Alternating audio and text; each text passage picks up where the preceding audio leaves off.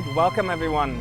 I'm so glad you all showed up. I was just sharing this is my first in-person workshop for more than half a year now, and so I'm really excited to actually be working with people in the physical space and not just virtually online. So thank you so much for showing up, and really grateful to see all of you here. My name is Jonathan, and I'm so thrilled to be invited to share my passion on collective leadership and all the things that inspire me around working with organizations, with teams, with people. And so before we do a little circle to hear everyone's name and to bring everyone present in this space, I will share a few words about myself and my background and just a very broad definition of what this is about when I speak about collective leadership. And we'll be filming a few pieces of this since a few people couldn't show up and asked if it could be recorded so that they can also partake in this workshop afterwards. And so, looking at my journey, I was quite clear at an early age already that I wanted to go into the business world, because I felt if there's the possibility to change something in the business world, it will affect a lot of people. It will have a huge influence on the world, and it would be a feasible way to change the world and to bring in some of the aspects that I felt in my heart as a possibility but didn't see manifest in the world already. And so I started to study business, and I was very disappointed with the things that I taught us at business school. Especially the values didn't resonate with me, and so I was looking for other ways, and on that path discovered that what is really key to running a business and to leadership is to turn the camera from the perspective of looking at the outside world towards more the inside world and the inner place that the leader is coming from. And so I've been starting my own company after graduating from university, working with the psychology department of the university, developing an assessment and a software that can task groups of people to look how are we not only complementing each other in terms of our skills, but also in terms of our personality, and bringing that more into the focus and working with people to coach them to work better together. But somehow we haven't been really reflecting the model, we haven't been reflecting the working hypothesis that we had as a company within us as a team. We were still very hierarchical in many ways, even just subtly and not explicitly. And so I've been continuing my research. I actually lived in an Ecovillage for a year because I was inspired by their holistic approach to leadership and to sustainability. And I've been working for the International Global Ecovillage Network for 3 years in total and explored a lot of different eco-villages, and I was very inspired by life in communities and how people work on a consensus basis. But also that somehow felt limited to me in some ways, because I realized these consensus processes take a long time. It takes a lot of conversations, and sometimes those people who have the most stamina, who last longest, will eventually make the decision because others go to bed at some point. And that didn't feel ideal to me either. But there was something about the inclusivity of really involving everyone in the decision-making process in a participatory way that was really inspiring. And I kept inquiring deeper, and about 12 years ago started with a group of friends an organization called Leadership Cubed, where we inquire into new ways of leadership and specifically into collective leadership. And how we did that is by starting with a festival that we organized, and in the way that we organized the festival, we wanted to explore how can we actually embody new principles of leadership and make this festival about a new way of leadership, but also practice and experiment with new styles of leadership. And so during that time, we discovered a lot of things, a lot of practices, processes, and tools, but beyond that, even more a mindset that was really necessary to embody this way of collective leadership. And I'll share more what I really mean by collective leadership in a way, and we'll experience here in the workshop, also in a very practical way. But before we go into this, I'm really curious to hear who's sitting here with us. And since we're a large group, we'll have more time in smaller groups, or breakout rooms as you call them in Zoom. So we'll be going into physical breakout rooms and having more in-depth opportunities to get to know each other. So for now, I'd just be curious to hear your name and one word that reflects for you how you are sitting in this circle right now. So any word that comes to your mind that somehow symbolizes how you're present with us right now. Also to presence yourself here in this group so that we can also get a bit of a feel for who is here and how are we present as a group.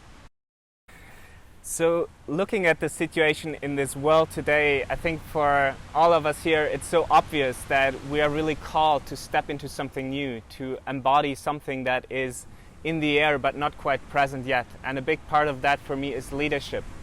So when I speak about leadership, I'm not speaking about people who are on the top of the hierarchy of big corporations, but I speak about all of us and a certain quality and a way of living where we care about the world around us, where we care about ourselves and the people around us, and we step up to take responsibility.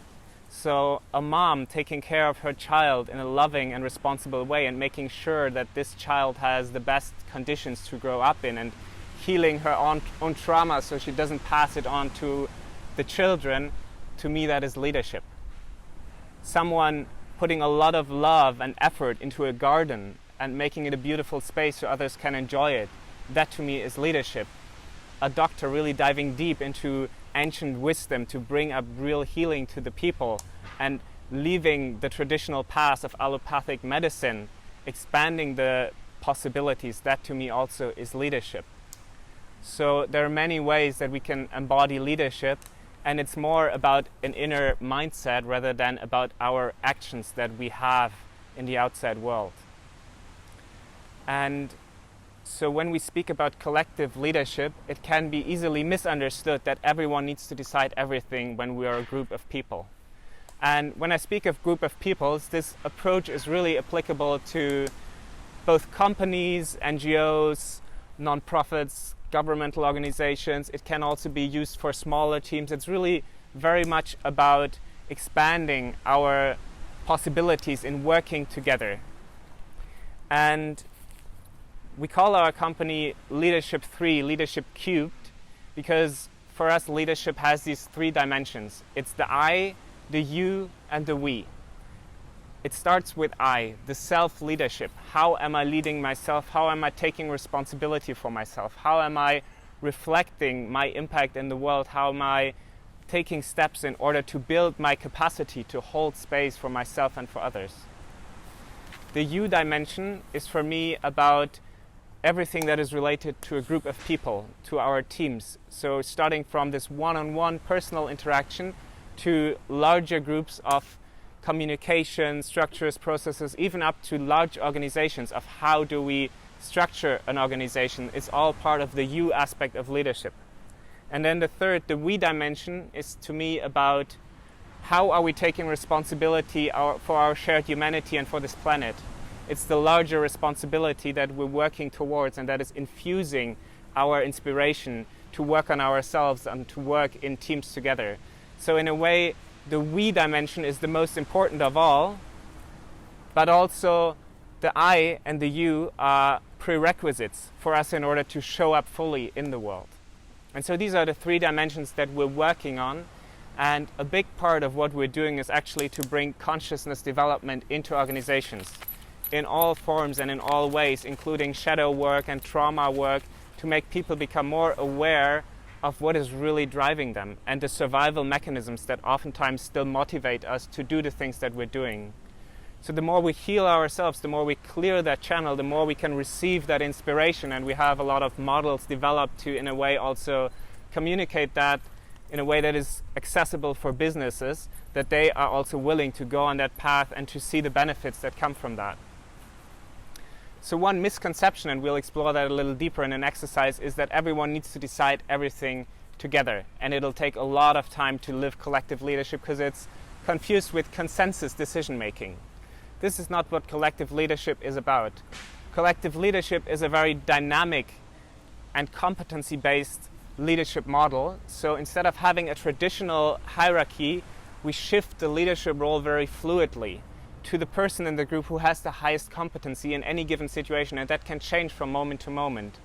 This is usually not possible in large organizations when you have a traditional hierarchy, because you have one boss who takes all the decisions and all decisions come to his or her table. And so if we switch to that new mode of leadership, It enables us to actually have the decisions made where there is the highest competency, and there's a beautiful, or actually many beautiful examples in nature. So, for example, if you look at wild horses that have not been tamed and domesticated, they don't have an alpha animal, but they have a very accurate perception of which horse is most relaxed in any given moment. And they notice this by how deep a horse is breathing.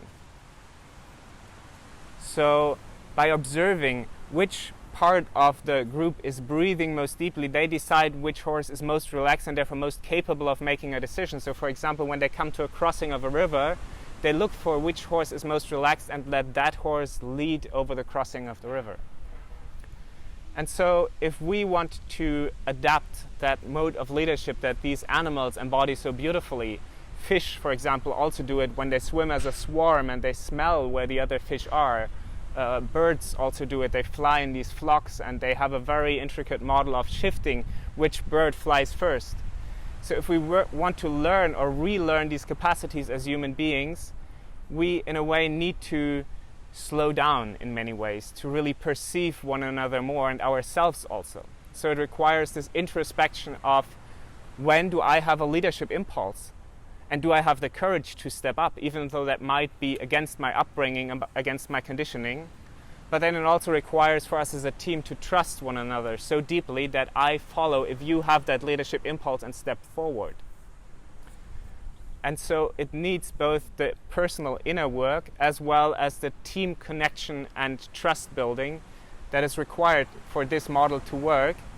And then what happens is that we can access more and more these group flow states.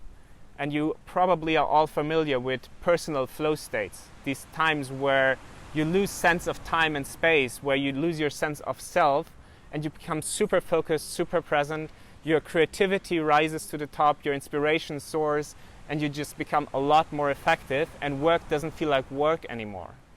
And we've had instances of that also as a group of people. So, for example, when we organized our festival, one of the things that we did was we put all the tasks that needed to be done in the center. We wrote them down on Post-its, and we then stepped into the center and pulled the things that we were excited about, that we really wanted to do, that we really loved doing. And then we looked at the things that are still left in the center, and then we either decided that what is in the center and nobody took it, nobody was excited for, is just not important at this point. So, for example, renewing our website, we realized maybe we don't need to do it if nobody's really excited about it. Or we looked at maybe the team that we're having is too small and we need to bring in people who are really excited about doing the things that are not distributed yet. And so having that excitement as the basis of our work and inspiring each other to really work in our zone of genius is also very supportive in creating that group flow. So this is the basic idea of collective leadership, and we'll go and explore how that really is embodied as a group. But before we dive into more theory and a few more models that I'd like to share that are helpful for the understanding of that, I would like to invite you to turn to a partner, the person next to you. And as I said, what is really important about this new way of leadership is the quality of listening. We'll be diving deeper into listening practices. But what we want to do first is to create some resonance here within the group and to learn more about who's actually present here. So to do that, we'll have a format where each person has 3 minutes undivided attention. And within these 3 minutes, you can answer a question, and the other person will not interrupt. She or he will not ask questions or make comments on that, but just listen very attentively to what is being said and also what is not being said. And after these 3 minutes, you have the opportunity to give 1 minute of appreciative feedback. You can share your resonance of where did I feel you most? What was inspiring to me when I heard you talk? And what is a gift that I would like to give to you, sort of as a mirror, what I saw in you that you might not have seen when you were speaking. And then you turn to the other person also receives 3 minutes of undivided attention, speaking to the same question, and also receives 1 minute of appreciative feedback.